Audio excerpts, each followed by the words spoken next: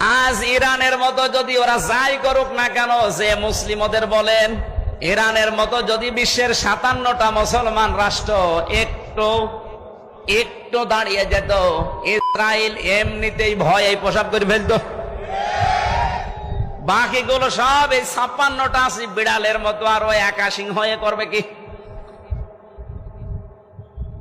আজ খালি দোয়া করার পক্ষে আছে ফিলিস্তিনকে বাঁচাও না, আল্লাহ কাতিলু দিয়ে আয়াত শুরু করতেন না? মারামারি করো, লড়াই করো, সংগ্রাম করো। লড়াই সংগ্রাম করতে হলে পেছনে যেটা লাগে সে ব্যাকআপ আমাদের নেই। আমরা 57টা মুসলিম রাষ্ট্রকে আহ্বান জানাবো, সবাই শক্তি সঞ্চয় করেন। ওদের তো শক্তি শুধু ইমানের কোন শক্তি নেই, ওদের বাহ্যিক কিছু শক্তি আছে, ওগুলো ধ্বংস করার জন্য আমাদের যাই আছে এর সাথে ইমানের শক্তি যোগ হলে সব প্রসাবের মতো ভেসে যাবে। হ্যাঁ, ওদের লড়াই আর আমাদের লড়াইয়ের ভেতরে পার্থক্য আছে। আমাদের লড়াইটা ইবাদত আর ওদের লড়াইটা, কোরআনে কারীম জানিয়েছে, আল্লাযীনা আমানু ইউকাতিলুনা ফি সাবিলিল্লাহ।